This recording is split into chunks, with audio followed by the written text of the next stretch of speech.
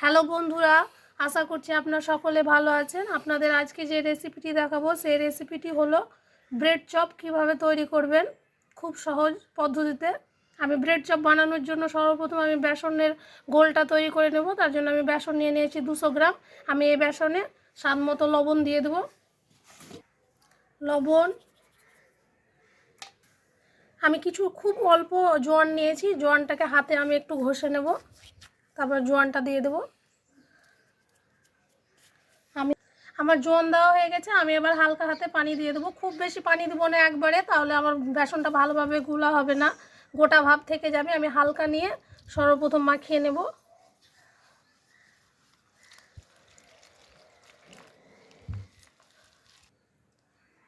দেখছেন বন্ধুরা, আমার ব্যাটারটা তৈরি করা হয়ে গেছে। আমি ব্যাটারটা এরকম থকথকে করেছি, খুব বেশি পাতলা করিনি, খুব একটা গাঢ়ও করিনি। এভাবে আমি এবার ব্যাটারটা 10 থেকে 15 মিনিট রেস্টে রেখে দেবো। এখন আমি পুরটা তৈরি করে নেব।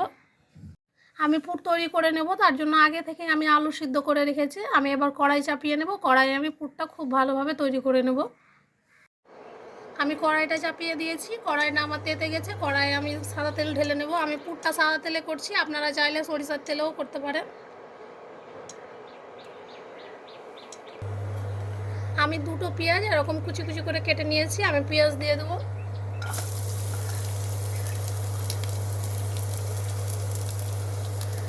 আমি 3টা কাঁচা লঙ্কা এভাবে কেটেছি, আমি দিয়ে দেবো। আর খুব সামান্য আদা খুব মিহি মিহি করে কেটে নিয়েছি, আমি দিয়ে দেবো। আমি এগুলোকে হালকা আগে ভেজে নেব, তারপর আমি রসুন বাটাটা দেব। আমি মিক্স করে নিচ্ছি। আমি হালকা লাল করে ভাজবো, খুব বেশি ভাজবো না।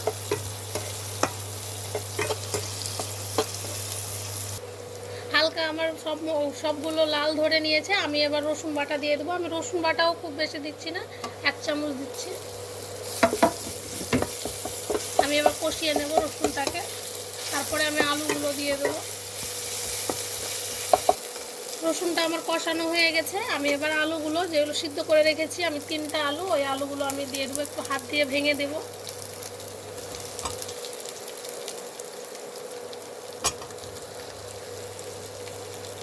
আলুগুলোকে খুব ভালোভাবে মিক্স করে নেব।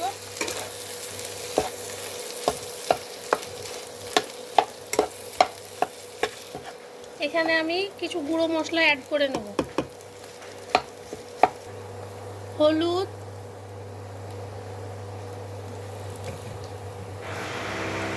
শুকনো লঙ্কার গুঁড়ো, গোলমরিচ গুঁড়ো, জিরে গুঁড়ো, স্বাদ মতো লবণ, সবগুলো খুব ভালোভাবে মিক্স করে নেব।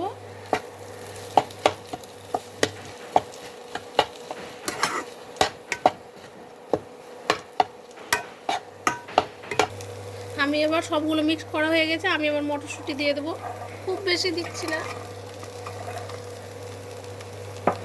আমি এবার ভাজা ভাজা করে পুরটা তৈরি করে নেব।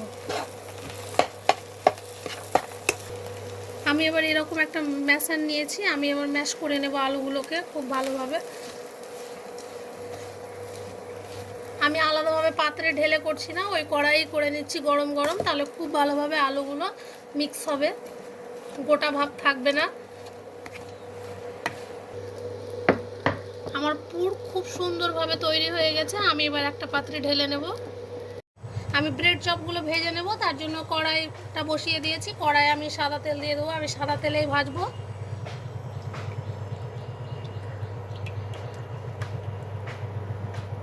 এদিকে তেলটা হতে থাক, আমি আবার ব্রেডগুলো তৈরি করে নেব।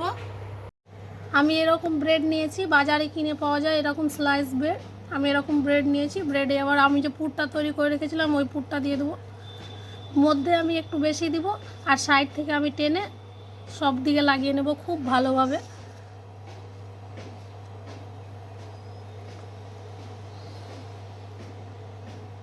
দেখতেই পাচ্ছেন আমার কতটা সুন্দরভাবে লাগানো হয়েছে।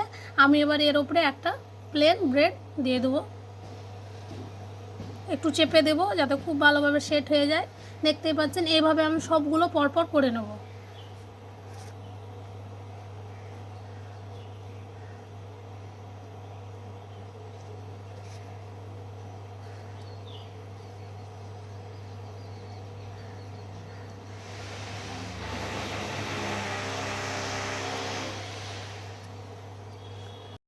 আমার সবগুলোতে পুর ভরা হয়ে গেছে, আমি এবার কোনাকুনি করে কেটে নেব।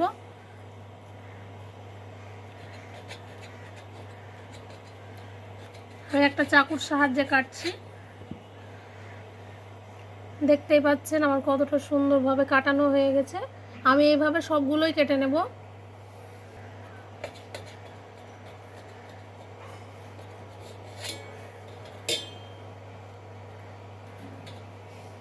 আমার সবগুলো কাটানো হয়ে গেছে। আমি এবার বেসনে ডিপ করে নেব, দিয়ে তেলে খুব ভালোভাবে ভেজে নেব লাল করে।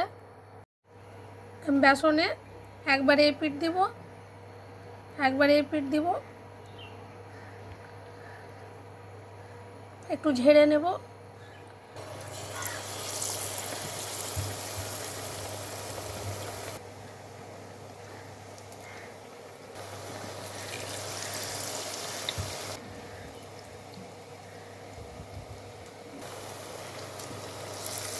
এবার লাল লাল করে ভেজে নেব।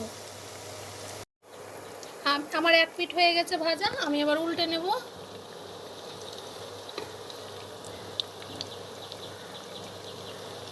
এই ব্রেড চপটা বাচ্চা থেকে বড় সকলেরই খুবই পছন্দের একটা খাবার।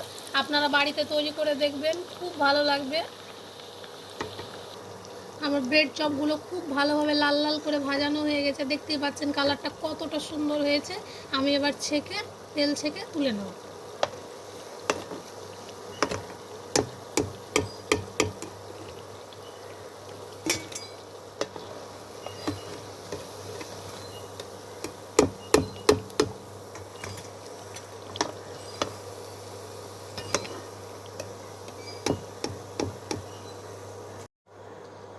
আমি আবার সেম প্রসেসে এইভাবেই সবগুলোকে ভেজে নেব লাল লাল করে।